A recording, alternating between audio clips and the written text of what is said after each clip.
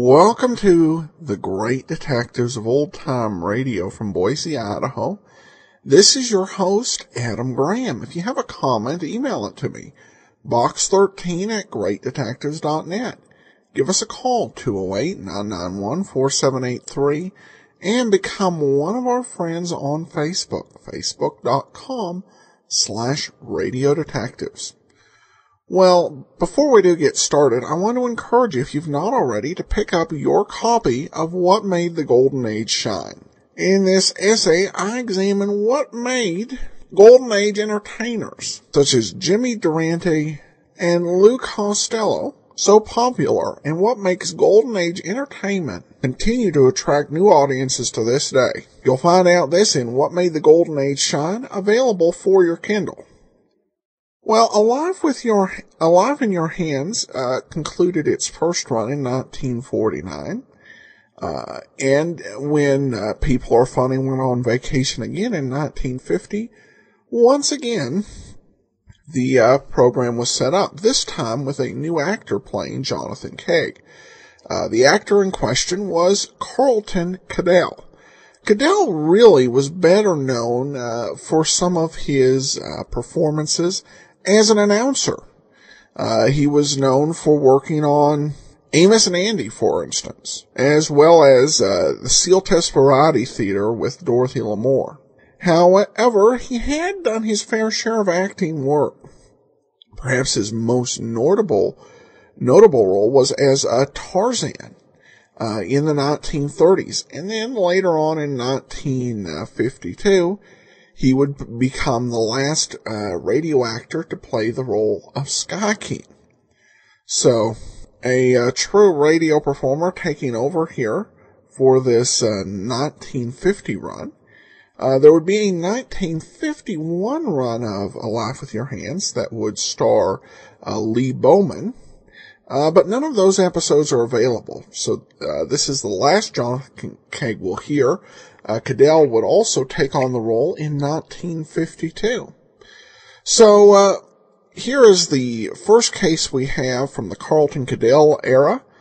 This one is from May 29th of 1950, or May 25th, 1950, and the title is Carol Carson Murdered. Rollie Cigarettes present transcribed Earl Stanley Gardner's A Life in Your Hands. Was there a door between the rooms? What time did you deliver the groceries? Where was the poker?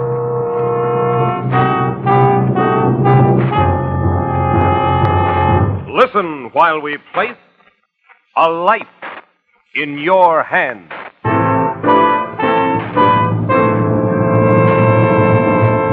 Decisions recently issued by the Federal Trade Commission, an agency of the United States government, should convince you You cannot believe in throat tests. you cannot believe in nose tests. But you can believe your own eyes. So take the Rollie eye test and see for yourself the only real important difference between leading brands of cigarettes. A difference you can believe because it's a difference you can see. The Rollie Profit-Sharing Premium Coupon.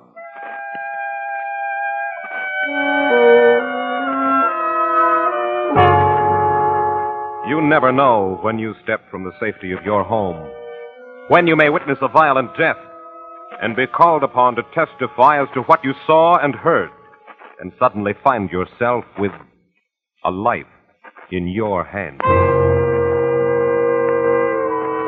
Murder is a dark enigma that strikes fear into the heart of man, strange, baffling, mysterious.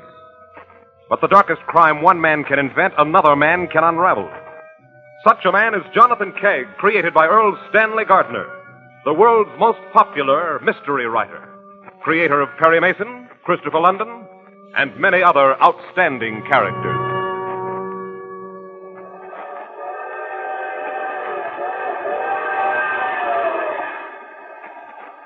beg your pardon. Is this seat taken? No, it isn't.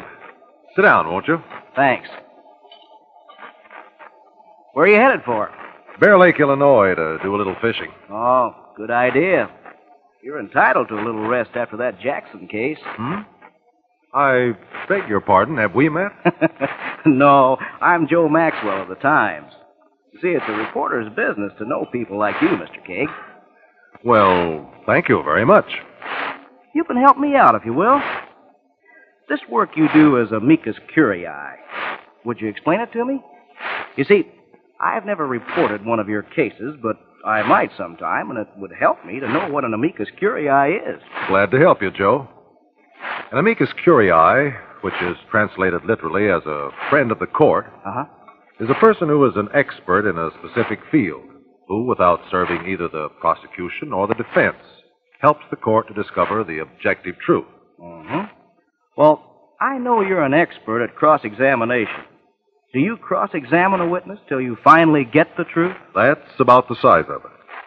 You know, Joe, it's amazing how many times the testimony of a completely innocent bystander is the thing that brings out the truth. Any of us may at any time be witness to a crime. And what we see and hear may mean someone's life. Even now, somewhere about us, there may be a crime in the making.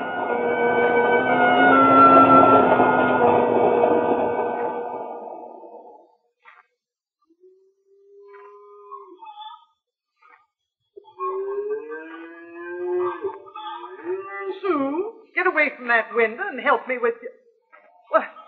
What you doing? It's Betsy, Ma. She's following Matt in the harrow. She's too little. She's gonna fall and get hurt. Oh, now don't worry none about that. Matt'd as soon lose legs, let Betsy get hurt. Matt can't be watching the child always. That man got his choice. The farm will go to seed before he lets that young'un get into mischief. And that ain't no good either, Ma. Old man Carson said Matt and I was to raise her. Can't do that unless we got money from out of the farm. Now, don't fret so, Sue. Betsy's all right. Say, you hear what Tom Child said when he brung the groceries from town today? No. What was that? Said he heard from Lawyer Bates they let Betsy's ma out the penitentiary a week ago. Carol? Loose? Oh, Ma. Do you think she'll come back here? I don't know. Maybe. Carol Carson do most anything again. She ain't gonna get Betsy back. You hear me, Ma? Now, Sue, don't you go and get all wrought up. Old man Carson give Betsy to you and Matt to bring up. I do wish there'd been some writing on it, though. Writing according to the law. Sue! Ma Fisher! Sue, you hear me? Matt, what happened? What happened to Betsy? She was running after me while I was harrowing. I was watching her much as I could. She must have tripped on a rock. Anyhow, she cut her hand on one of the blades, and it set her off. I can't do nothing with her. You give me that child, Matt Wilson. There, honey. Now, don't you take on so. Granny'll fix it up. Yes, there. Is she hurt bad, Ma? No. Her hand's cut a bit, but she's mostly scared. I'm going to take her in and wash that hand off some. You two don't worry none. I'll take care of her. Your ma sure is wonderful with a child, Sue. Yeah. She acts just like it was our own. I guess she wanted a grandchild much as we wanted our own baby. We got our own baby now, Sue. Old man Carson said Betsy was ours. Tom Childs told Ma they let Carol loose last week. You hear that? Here. They told him in town yesterday. I didn't want to worry you none, honey. I know, Matt. Thing that worries me. Can Carol take Betsy away from us? Can she, Matt? I couldn't stand it. Old man Carson give Betsy to us. He didn't want the woman that killed his boy to raise his grandchild, even if she is Betsy's real mother. Carol ain't going to take Betsy away from us, Sue. Not over my dead body.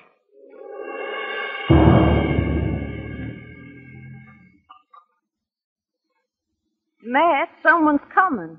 Probably J. Smith. His mare's about to foal. Matt, it's Carol Carson.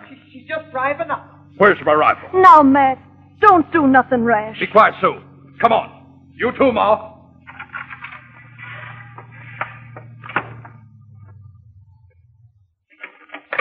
What do you want here, Carol? Why, the gun, Matt. What do you want here? Hello, Sue. How are you, Ma? Mrs. Fisher to you. What are you doing here? What do you think? I came for my kid. You ain't gonna get No, Betsy. you can't. Be quiet, you two. Get out of here, Carol. No use to argue. I got a court order. I said get out of here. Take it easy, Matt. The law says Damn that the law. No one takes Betsy out of this house. Now get. You can't Matt, do this. put down that rifle. Get! You think you can get away with this, Matt Wilson, but you can't. I'm going to have my kid. I'm giving you till I count 3. 1, 2.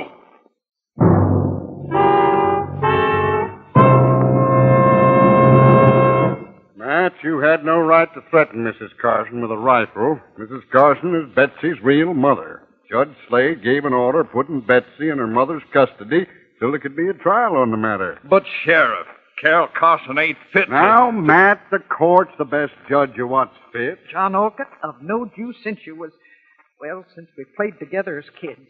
And you know well as me this woman ain't the one should have Betsy. Please, Sheriff. We've had Betsy 2 years. She's just like our own. If you people want to bring suit for custody of the child, you can do so. In the meantime, the court says Betsy's to be turned over to her real mother. No!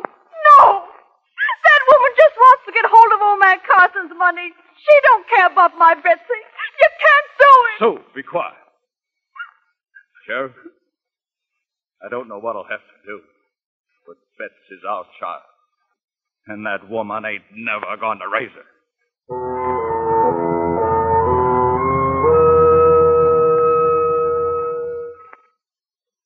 Listen to me.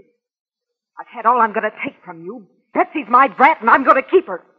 You think after all I put up with from Bill Carson, after being shut up in prison for 2 long years, you think after all that I'm going to have nothing to show? I got Betsy. And long as I got her, I got this farm. And I'm going to keep them both. Now you get out of here. Get out before I take this poker and bang!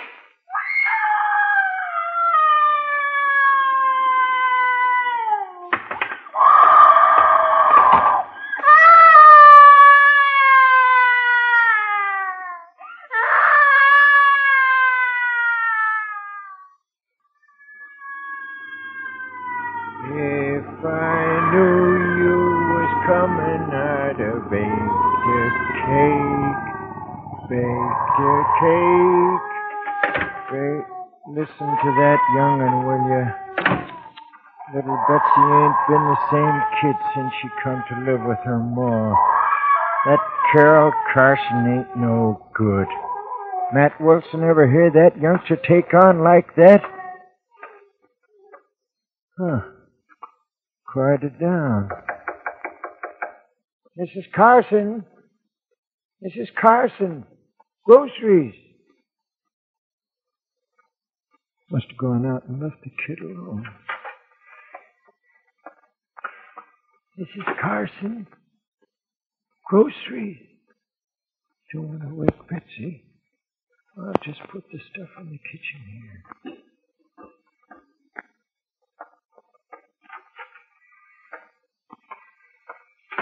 What kind of mother is she?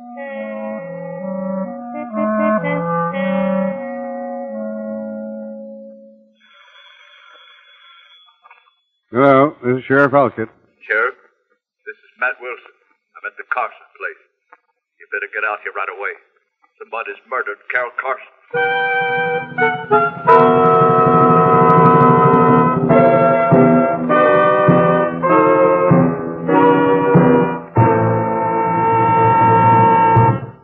Smokers, it pays 2 ways to smoke Raleigh cigarette. It pays with top-quality smoking enjoyment. It pays with luxury premiums.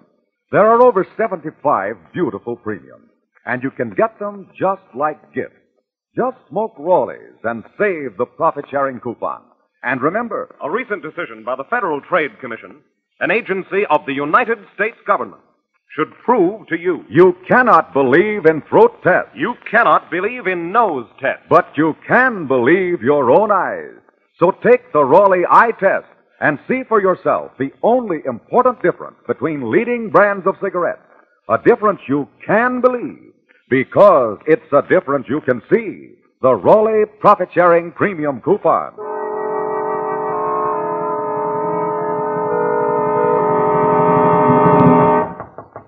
Come in. The door's unlocked. Mr. Jonathan Kegg? Yes? Can I help you? My name's John Alkett. I'm sheriff here. Oh, glad to know you, Sheriff. Sit down. Thank you. I've been out fishing all morning. Oh? As soon as I finish dressing, I'm going downstairs for a bite of lunch. Care to join me? Pleasure, Mr. Kegg. Tell me, ain't you the one I read about in the paper as fella helps judges find out who really commits crimes? Well, I guess I have had a good deal of publicity. Quite often I act as amicus curiae. Amicus? Yeah, you're the man I wanted to see. Now, Sheriff, I'm here for a little rest and vacation. All I want to do is fish. Mighty fine bass in Bear Lake. I was out there this morning. Why, do you know I had one on my line? It must have been that long. Land him? No, unfortunately. Just another big one that got away. Mr. Kegg, just what is a amicus curiae? I got a general idea, of course, but I'd like to get it straight. Well, an amicus curiae is a person who has special qualifications to help a court discover the true facts. I cross-examine witnesses. Mm-hmm. Mr. Kegg, I ain't a court, but I sure want to find out the truth. You think you could help me? In an investigation? Something like that. I don't ever do any kind of detective work. Well, we had a killing last week. Woman named Carson shot her husband a couple of years back. Just got out of the penitentiary.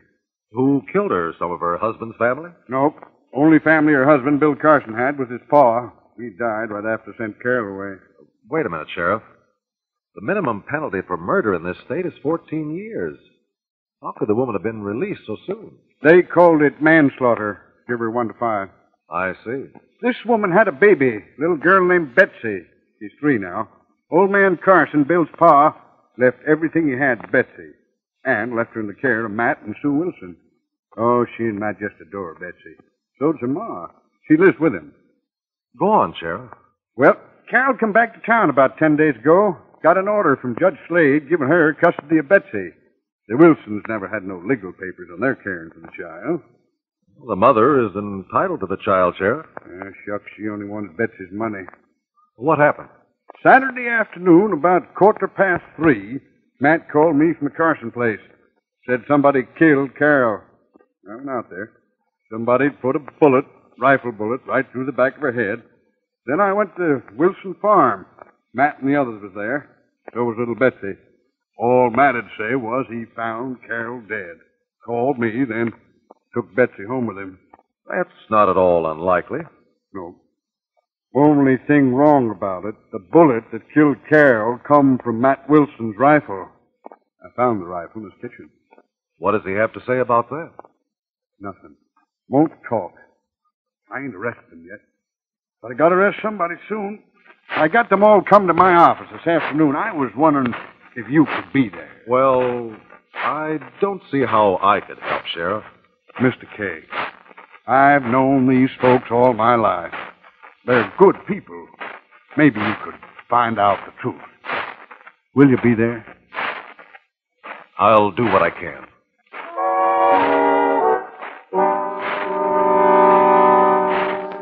Well, that's the story, Matt. Up in Springfield, they say it was a bullet from your rifle that killed Carol. Seems ballistic proved it. What's that say? Nothing. Hey, now, Matt, that attitude ain't going to help none. Was it self-defense? Carol's body was lying in front of the fireplace, across the poker, like she was going for it. That's very interesting. Huh? You got some questions you want to ask, Mr. Kegg? One or two, if I may. Sheriff, you say Carol's body was found in the living room in front of the fireplace. She'd been shot through the back of the head. That's right. Where in the house did little Betsy sleep? Well, her crib was in a small room just off the living room. Was there a door between the two rooms? Yes, there was. Did you examine the whole house? Went over the whole place. Nothing was upset. I understand, but what I'm getting at is this. Was there any indication that anyone else had been in the house that day? No, I can't think of... Wait a minute. There was a bag of groceries sitting just inside the kitchen door. That'd mean Tom Childs probably made a delivery sometime that day. Has the time of death been established? Coroner figures it was between 2:30 and 3 o'clock. Thank you, Sheriff. Now, Matt, what's your story? Nothing much. I went up to the Carson place around 3. Carol was lying there dead. I run into the baby's room to see she was all right. She was sleeping peaceful. So I phoned the sheriff what happened. Then I woke Betsy up and carried her home. That's all. Where was your rifle at that time? In my hand. Why did you go to see Carol Carson? I wanted her to give Betsy back. How long had you had the rifle with you? Ever since I went out after we ate, about 12 o'clock. Excuse me, Mr. Kegg. Matt, if you had that rifle with you from 12 o'clock till after the murder, then you must have shot Betsy. Carol. I didn't shoot no one. I potted a crow over the corn, that's all. But, Matt, ballistics proved the murder bullet was fired from your rifle. I don't know nothing about them ballistics. I guess they could make a mistake like anyone else. Oh, they don't make no mistakes, Matt. I guess after that, there's not much I can do. Coroner's jury says it's murder. I gotta arrest you, Matt, for murder. Oh, no. No, you can't do Now, that to my Susan, Matt. Sheriff, he ain't I'm done sorry, nothing Susan. wrong. I don't have no choice in the Please, matter. Sheriff, he ain't Stay out done of this, Sue. Sheriff, doing what's right. Sheriff, I'd like to ask these people some questions. Go ahead, Mr. Kegg. Thank you. Mr. Wilson, when you found Carol's body, you said the baby was in the next room asleep. That's right. Sheriff, when you got the phone call, did you hear the baby in the background? Nope, didn't hear nothing but Matt. I see. Are you certain Carol Carson was killed before 3 o'clock? Doc Poe says no earlier than 2:30, no later than 3. Strange. What's the caliber of Matt's rifle, Sheriff? .30-06. Make a lot of noise in a closed room? Sure would. Mrs. Wilson, what did you do after the midday meal? Ma and I tidied up. Then I took the car and went into town to match some material for a dress. What time did you leave and what time did you get back? Left about 1, I guess. Got back near 3:30. Did you spend all that time matching material? Well, no, I didn't. I was upset about losing Betsy. I didn't even go to town at all. I just drove around back roads. Once I stopped the car and had myself a good cry. Yes, I understand. Tell me about Betsy. Is she a calm and placid child, a sound sleeper? Oh, goodness, no.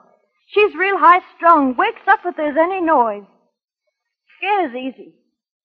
Too easy, I say. Mrs. Fisher, where were you that afternoon? To home, putting up tomatoes. All afternoon? Yep. Between 1 o'clock, when Sue left in the car, and the time Matt got home with Betsy, did you see anyone? No, not a soul. Now, let me get this straight. Mrs. Fisher was at home alone at the time of the murder. Sue Wilson was riding around in the car, also alone. And Matt was... What were you doing, Matt? Just wandering around the farm, checking the crops and the like. Carrying your rifle? Yes. Did you see anyone? No. I wonder if you three would mind waiting in the hall for a few minutes. I'd like to speak to the sheriff in private. Come on. What was the idea of that, Mr. Kegg? You know, Sheriff, if this were anything but murder, I'd take my hat off to those people. Why's that? One of them is undoubtedly guilty. But look at it from a jury's point of view. Each of them had a strong motive in love for the child. Not one of them had anything even remotely like an alibi. And they all had a chance to get the rifle. Yeah, but Matt says he had the rifle. If he's telling the truth, he must be guilty. Well, I suspect he would say that even if he didn't have it, to protect whichever of the women he thinks did it. Yeah, that's what he'd do. What about fingerprints on the rifle? Had all their prints on it. Naturally, it would. No, Sheriff, you've got enough to convince a jury that one of them is guilty. But the way things stand now, the jury wouldn't be able to decide which one. And that means they would all go free. And what do you suggest, Mr. Kegg? We need more testimony. There's one other person I'd like to call, someone we haven't talked to. I'll get anyone you want, Mr. Kegg. Anyone at all. Jonathan Kegg is about to question a person who had absolutely no connection with the crime, except that he happened to be in a certain place at a certain time. If that person were you, could you possibly recall what you had seen or heard?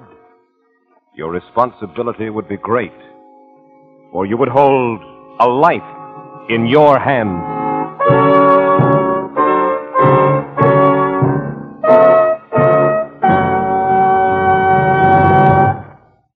You cannot believe in throat tests. You cannot believe in nose tests. Decisions recently issued by the United States Government Federal Trade Commission should convince every intelligent smoker that you cannot believe in throat tests.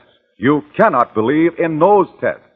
These distinguished government experts, appointed by law to protect the public against false advertising claims, have declared, 1, there is no reliable basis for claims that one brand is superior to another in respect to throat irritants. 2, all manufacturers of leading brands of cigarettes buy their leaf tobacco from the same sources. With these 2 facts in mind, give yourself Raleigh's famous eye test. Hold up 2 packs of cigarettes, one of Raleigh's, one of any other leading brand.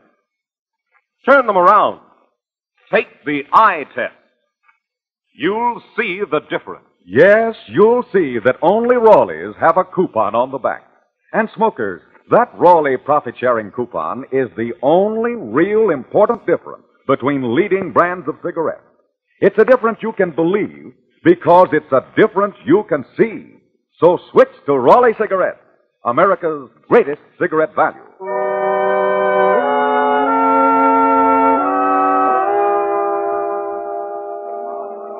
Jonathan Kegg has asked the sheriff to summon Tom Childs to his office. Childs is the man who delivers groceries to the farms in the area. He's also sent for little Betsy, although she has been kept outside. Mr. Kegg has now begun to question Tom Childs. Mr. Childs, at what time, as a rule, do you deliver groceries? Depends on who they're for. I'm apt to leave town about 1. Was it usual for you to reach the same farms at about the same time every day? Yep. What time did you usually get to the Carson place? Around 2:45. Is that the time you got there last Saturday? About then. When you arrived, did you see Mrs. Carson? Nope, I didn't see no one. Just opened the door and set the stuff on the kitchen floor and went on my way. Didn't you knock or call out? Yeah, but not too loud. Didn't want to rouse Betsy. She just got quieted down. What do you mean, just got quieted down? As I was driving up the lane, I hear her start that wild screaming she does sometimes when she's real scared. But by the time I got to the house, she was all quiet.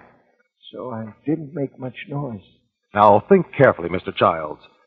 Did you hear anything before the child began to scream? A shot, possibly?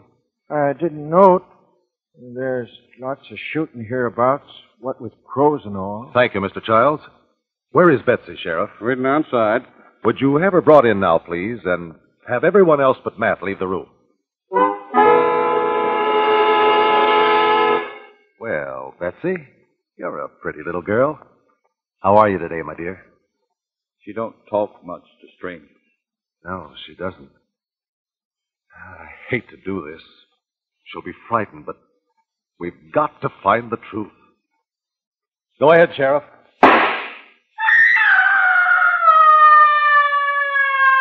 You'd better calm Betsy down, Mr. Wilson. She's frightened. I can't. Can't no one calm her down when she's like that but Ma Fisher. You got to my baby. Give me that child. Go ahead, Mrs. Fisher. You're the only one who can quiet her.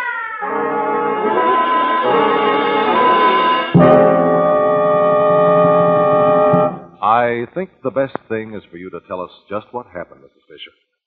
All right, I'll tell. But I want you all to know I wasn't going to let Matt go to jail. I'd have told you before I'd let that happen. He's been real good to my girl. I reckon you would have, Ma. Thanks, Johnny. Well, I went over to the Carson place Saturday afternoon to talk some sense into Carol, but she wouldn't listen. I had Matt's rifle. Now, don't ask me why. I guess I was going to scare her. Anyhow, she wouldn't give Betsy back. I argued, but it just didn't do no good. And then she told me to get and reached for the poker. That's when I shot her. Please go on, Mrs. Fisher. Betsy woke up and started to cry. I went in to quiet her. And while I was doing that, I heard Tom Childs bringing the groceries. I didn't know what to do. I knew the child would sleep a while. She was all right.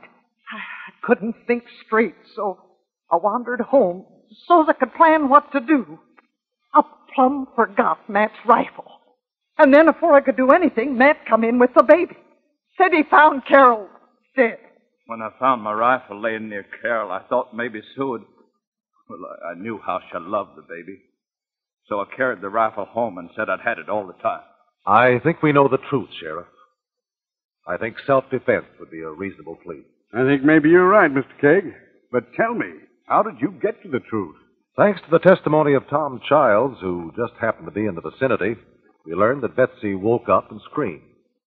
It was logical that if you shot off a rifle in the room next to where such a high-strung child was sleeping, that child would wake up and scream.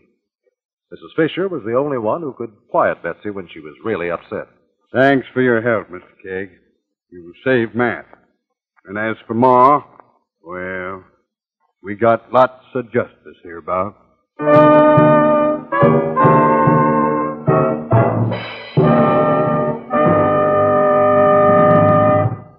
Kegg, that was a most interesting case. It was indeed, Mr. Wallace. And thanks to the testimony of an innocent bystander, we were able to arrive at the truth. Thanks very much, Mr. Kegg, and good night. Good night, Mr. Wallace. Friends, here's a cordial invitation for each of you to be with us next Tuesday, when you will again hear Jonathan Kegg, created by Earl Stanley Gardner, author of the internationally famous Perry Mason stories and many others. And remember, you can believe your own eyes. So look for the pack with the coupon on the back. Raleigh Cigarettes, America's greatest cigarette value.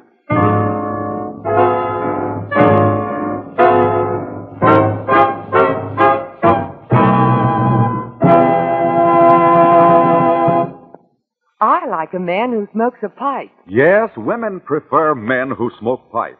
And pipe smokers prefer Sir Walter Raleigh, the quality pipe tobacco of America. Men look like he-men when they're smoking pipes. And real he-men naturally prefer Sir Walter Raleigh. They like its mellow goodness, its rich, satisfying, no-bite flavor. And Sir Walter Raleigh is so fragrant. Yes, Sir Walter Raleigh is the brand of grand aroma. Give me a man who smokes Sir Walter Raleigh.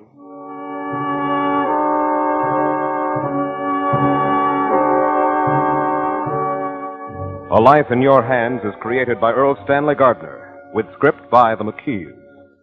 The program is transcribed, produced, and directed by Jack Simpson, with musical effects by Whitey Berquist. Jonathan Kegg is played by Carlton Cadell. This is Myron Wallace inviting you to be with us next week, when Raleigh Cigarette, the pack with the coupon on the back, will again place a life in your hands.